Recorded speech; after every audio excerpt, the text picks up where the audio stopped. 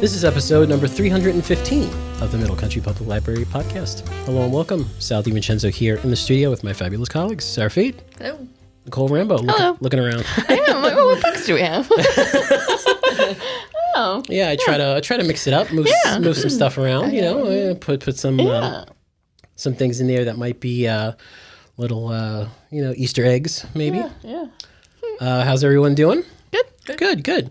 So we're going to jump right in, but before we do, just a reminder, do us a favor and hit the subscribe button. If you do, you'll know when we have these great things that are coming on the channel, and it really does help us out. I think it's like 75 or 80% of the people who watch our videos are not actually subscribed, so that's kind of crazy.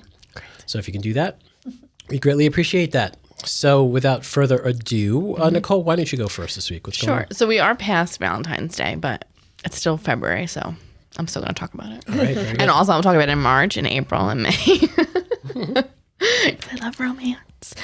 So I have just a couple of book recommendations for middle grade, YA, and adult. Very nice. So middle grade, this is like 4th to 7th, so it's like a little bit of upper middle grade. Okay. It's called Crush, the first one. It's a graphic novel, and this particular one's like book 3. It's the Berrybrook Middle School series in graphic novels, and the author is Svetlana Chmokova. And this is about, like, for these ones, it's not going to be romantic relationships. It's more of like crushes and friendships and kind of like navigating like those all kinds of relationships type of thing. So this is about a boy in middle school that is trying to do just that, and then also like social media and texting and how that like influences relationships, which I think is, because like there's babysitters clubs and things like that, but it's a different time now for teens and like what they have. It is, right? Yeah. So it's good to go back and read those, but also we do need new and we have plenty, but I think that's interesting. What do you think it's like for those teens who are reading those older books? like That's crazy. Like these pre-internet books. Yeah. I don't know. I guess it's like when we read. Yeah, Little House on the Prairie. Yeah, exactly. Yeah. And then there's Two Night Owl from Dogfish. This is by Holly Goldberg Sloan. And this is cute because it's about like friendships, and I think there's some crushes in there too, but it's all through emails and letters. And I love, what's it called? Apostolary, like when it's right. No, when it's like writing back and forth. Yeah. Come on, Sarah. You know this. So that looks cute. I love those kind of, even when they're like in books, like the text messages or emails or stuff. I read a book called, I think, Romantic Comedy, and a lot of it is via emails. I like that. Yeah. And then finally, for the 4th to 7th graders, is Ways to Make Sunshine, a Ryan Hart story. And this is from Renee Watson. She's a Newbery Honor and Curtis Scott King Author Award winner. It's her first book in this young middle grade series about Ryan Hart, a girl who's pure spirit, kindness, and sunshine. So I think same thing, kind of navigating her way around school and stuff like that. Nice. So that's 4th to 7th. Then I have YA.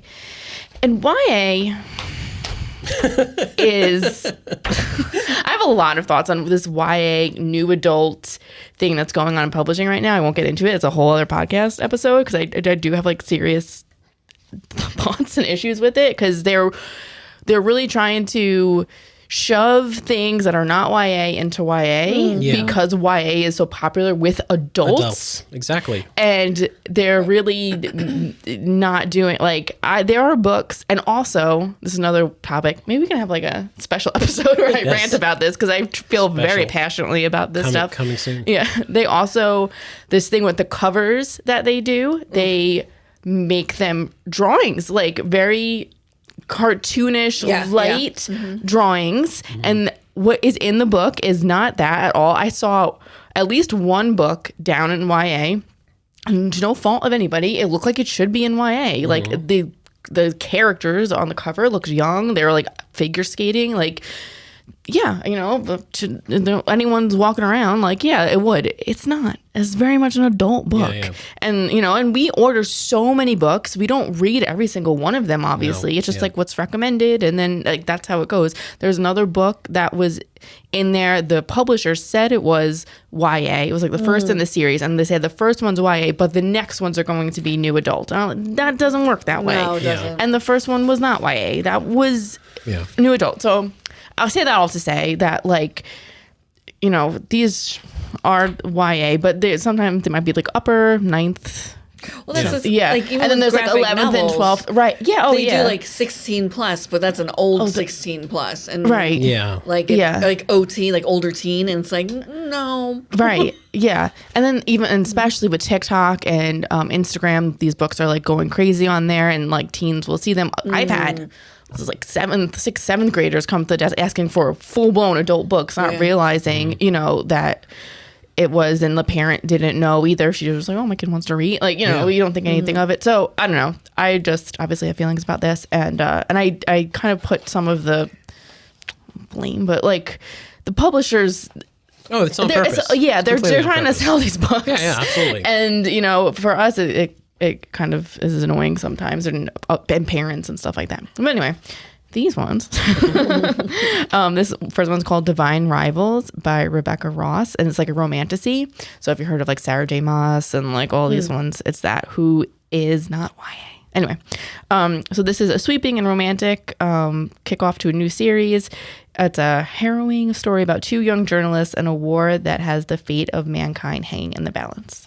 So they're 18. So again, that's like the older teen. The top end of that. Yeah. But there are books that I read in YA where they're like maybe just started college. Like it's more of like a looking to the future for teens, you know what I mean? Like a little bit older to see like what's coming. Like, so it's not necessarily bad that they're 18, but that's what they are. Yeah. And the same thing in this one. This is Check and Mate. This is by Allie Hazelwood. Now, Allie Hazelwood has been a adult romance author. So this is her first YA debut. So if they like it, don't necessarily go out and get all of her other books because those are adult books. But that happens a lot with authors nowadays. Yeah, and because they're writing, because they know it sells. Yeah. like Patterson. Exactly, yeah. Has crossovers. Yeah. So again, this girl is older. I think she's like in her 20s, and she beats it's like what was that show on Netflix, The Queen's Gambit? Yes. So she's like a chess prodigy, and she winds up like beating the guy who's the current like chess champion. So it was like about their like rival and stuff. It's cute. And then Always the Almost by Edward Underhill. This is a trans pianist makes a New Year's resolution on a frozen Wisconsin night to win regionals and win back his ex. But a new boy complicates things. In Edward Underhill's heartfelt debut YA rom-dram. This is a romance dramedy. Drama. Always the Almost. And this is age range 12 to 18. So again, romancity, rom-dram. What's with the words coming out of your mouth? Yeah. So that's YA. And again, I just caution anyone with YA, you never know.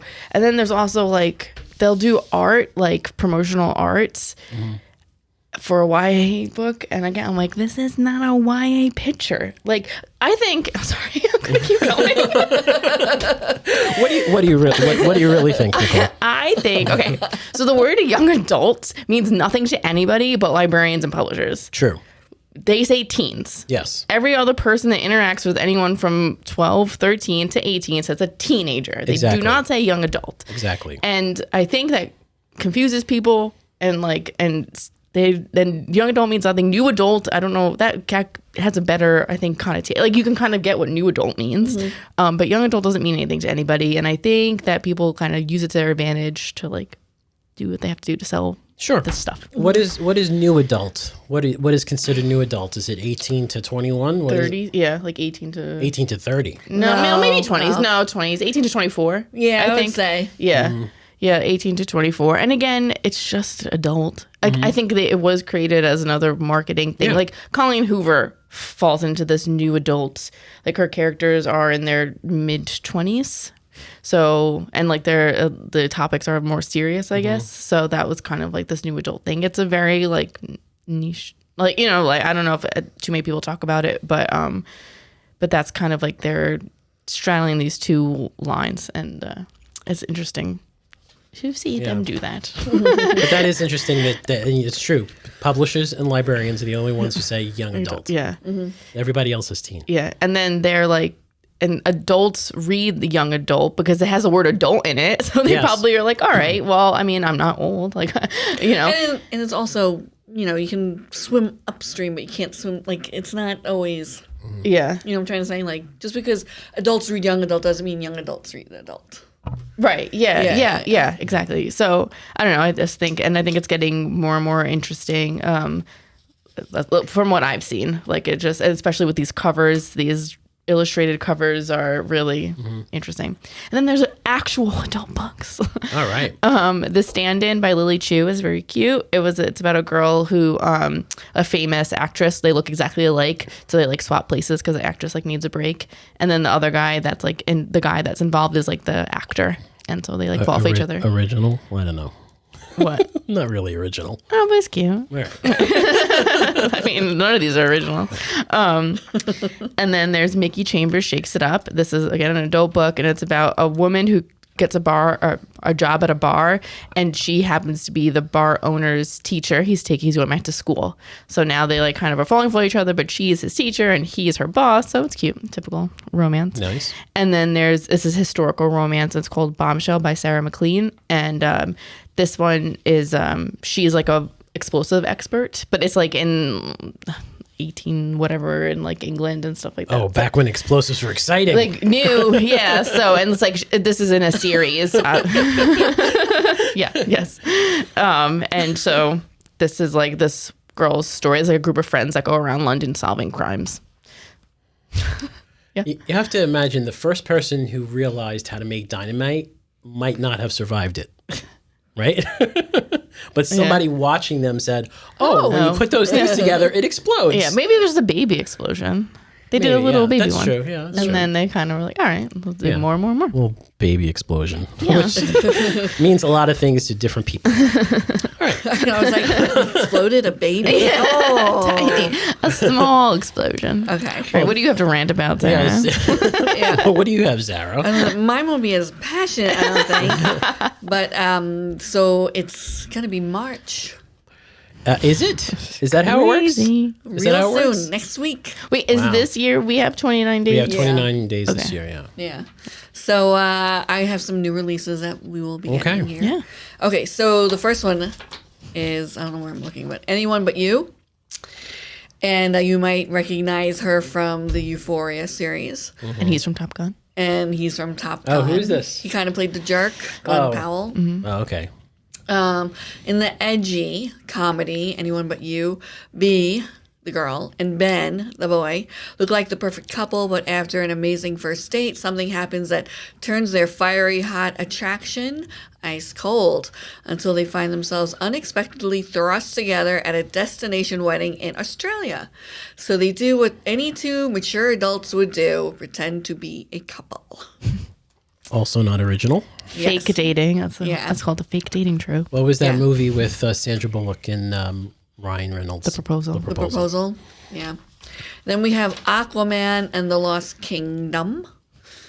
And This is the second one. this is the second one with Jason Momoa, Patrick Wilson, and they still kept Amber Heard in it.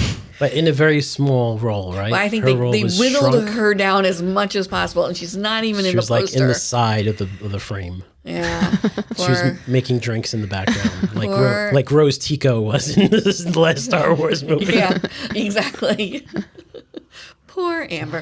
So we have Nicole Kidman, Dolph Lundgren, Randall Park, Ben Affleck. Oh, I know he was in it. Yeah. So after failing to defeat Aquaman the first time, Black Manta wields the power of the mythic Black Trident to unleash an ancient and malevolent force. Hoping to end his reign of terror, Aquaman forges an unlikely alliance with his brother Orm, the former king of Atlantis. Settling aside their differences, they join forces to protect their kingdom and save the world from irreversible destruction. This is DC, right? Yes. DC's not doing good, is it? No, poor Madam Web. Oof. Oh, forget that. Yeah. Well, that's Marvel technically, isn't it? Oh, is it? Yeah, because I don't it's even- based on Spider-Man, but it's Sony Marvel. Oh, No, that did absolutely awful. Yeah. poor, yeah. I like Dakota Johnson. I like her in interviews. She's funny. Yeah, But she I don't is. know. Yeah, but she's that- interviewing. She knows the movie's bad, and she's actually saying stuff about it. And I think that's. I don't think Sony is happy with her doing that. Yeah. So the next one we have up is Ferrari. Oh, Ferrari. is this about Ferrari? Yes. Okay. It's directed by Michael Mann. Mm-hmm. It has Adam Driver, Penelope Cruz, Shailene Woodley, Oh. yeah, Patrick Dempsey. Oh boy. It is the summer of 1957. Behind the spectacle of Formula One, ex-racer Enzo Ferrari is in crisis. Bankruptcy threatens the factory he and his wife Laura built from nothing 10 years earlier. Their volatile marriage has been battered by the loss of their son, Dino, a year earlier. Ferrari struggles to acknowledge his son Piero with Lena Lardi. Meanwhile, his driver's passion to win pushes them to the edge as they launch into the treacherous 1,000-mile race across Italy. There you go, you can pronounce that. Mille. Mille Miglia. The Mille Miglia. Which is just 1,000 miles. You say much better than me. That doesn't even look like Adam Driver. Is that Adam Driver? Yeah. Wow. Oh, Next up, we have Freelance. Freelance. Yes. With John Cena, Allison Bray, Christian Slater. Oh, Christian Slater. wow. Yeah. Ex-Special Forces operative Mason Pettis, John Cena, is stuck in a dead-end desk job when he reluctantly takes on a freelance gig to provide private security for washed-up journalist Claire Wellington, Allison Bray, as she interviews the ruthless but impeccably dressed dictator Juan Venegas. Is this a comedy? Yes. Okay. When a military coup breaks out just as she's about to get the scoop of a lifetime, the unlikely trio must figure out how to survive the jungle and each other in order to make it out alive. Have you seen this? No, but I would. Also does yeah. not sound original. These are not sounding original. Why do you want all original? This one's original. No, Okay, not let's really. see. No. Here we go. I thought everything he does is like original. Well, Who is this? so it's Poor Things. Bye. Yogos. Yorgos Lanthimos. That's the Okay. director. With What else did he do? The one with Olivia Colman that won all the awards. What was it called?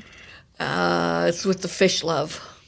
Oh, Oh, he did that one too. the water. Yeah, something of water. Yeah, Not the shape science. the shape of water. Yeah, and he did the one with Emma Stone and Olivia Colman where she's like the queen or whatever, and Emma Stone's character comes in and she's like fighting for affection. No, Queen affection. no, it was a big one. She won an award for it. Yeah, Olivia Colman did. Yeah. All right, put it in the show notes Okay. and comment below if you know the answer. So the cast is Emma Stone, Mark Ruffalo, William Dafoe, Rami Youssef, Christopher Abbott, and other people. So from filmmaker Yorgos Lanthimos and producer Emma Stone comes the incredible tale and fantastical evolution of Bella Baxter, a young woman brought back to life by the brilliant and unorthodox scientist Dr. Godwin Baxter. William Dafoe. Yeah. Under Baxter's protection, Bella is eager to learn. Hungry for the worldliness she is lacking, Bella runs off with Duncan Wedderburn, Mark Ruffalo, a slick and debauched lawyer, on a whirlwind adventure across the continents. Free from the prejudices of her times, Bella grows steadfast in her purpose to stand for equality and liberation. Okay, Yes. doesn't sound interesting to me. Poor things. Then we have The Color Purple. The Color Purple. So, Definitely not original. definitely not original. There was another movie. There was another movie. Yeah. The book, the play. other movie, and the play. The play, yes. And now we have another movie. So Warner Brother Pictures invites you to experience the extraordinary sisterhood of three women who share one unbreakable bond in The Color Purple. This bold new take on the beloved classic is directed by... Directed by, say it. Who is it? This is the best part of the show. Yeah, I apologize. Okay, no, try. Blitz Bazawuli. Okay, there you go. How would you pronounce that? Okay. Yeah. And produced by Oprah Winfrey, Steven Spielberg, Scott Sanders, and Quincy Jones. Now, Oprah Winfrey was in the other movie, right? She's in the original movie. Yes. With Whoopi Goldberg. Yes. Yes. Well, this, I think, is a musical. Oh, this is the musical. So this is the movie of the musical. I believe so. Because there was a musical, Yeah. which was on Broadway, right? Yeah. And then this is the movie of the musical. Because why come up with something new? Let's just recycle and recycle. Oh, boy. Yeah, Okay. there you go. Color Purple. Next up, this is kind of The Book of Clarence. Okay. Original. This sounds original. Okay, from visionary filmmaker James. Samuel. Yeah. Oh, how do you say the first name? Oh, yeah. Yeah, like Jameis. Okay, so Jeymes Samuel is spelled Jeymes. Okay, that sounds about right. Okay. Jeymes. The Book of Clarence is a bold new take on the timeless Hollywood-era biblical epic. Streetwise but struggling Clarence is trying to find a better life for himself and his family, make himself worthy to the woman he loves, and prove that he's not a nobody. Captivated by the power and glory of the rising Messiah and his apostles, he risks everything to carve his own path to a divine life, a journey through which he finds redemption, faith, power, and knowledge.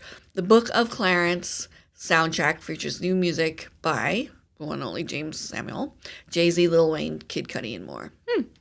Oh, so, okay, that's kind of like hip-hop kind of soundtrack. Yeah. But Interesting. Oh, yeah, That actually does sound interesting. This does sound interesting. Yeah, see that? There you go. You get one original movie, and then all the rest are just copies of other movies. And on that note, No, I'm just being silly. I'm just being silly. I have to say, I'm glad that we actually have a nice selection yeah. this time because I feel like we're finally getting back into the swing of movies being released. Well, the reason why is because Oscar season is coming up. So I know Book of Clarence is up.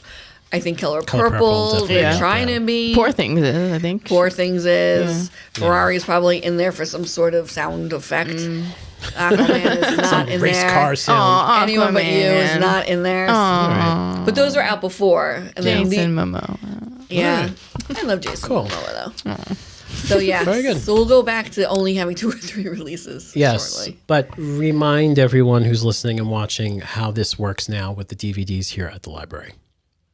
We have one list, right? Well, Is this changing?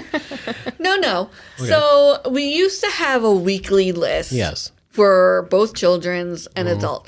However, with the dwindling, Yes. releases and everything, it was kind of silly to have a list with only one title on Yes, it. yeah. So, and what we do now is we have in Vega Yes. the catalog. The catalog. Yeah. We do have a carousel of new DVD titles, and you can click on that, and you'll see all the new releases Great. that we have out and will be coming out. Excellent. And then, I do make a 1 month list of new titles, and that will be available at the beginning of the month. But that's it. Okay. Yeah. So we sort of consolidated to make it a little Make bit it easy. easier. Sure. Awesome. Very good. Thank you so much, Sarah. And thank you all for watching and listening. If you want to listen to older episodes or read our show notes, visit our website, mcplpodcast.com. If you liked what you saw today, hit the like button. We'd appreciate that. And also, if you feel like interacting with us, you can either email podcast@mcplibrary.org, or you can actually comment below here on YouTube and say what you want and just be nice. That's all we ask. Just be nice. You can be critical. We just want it to be nice. Constructive criticism is always welcome. So thank you so much for being with us this week. For Sarah Fade and Nicole Rambo, I'm Sal DiMincenzo. See you on the next show.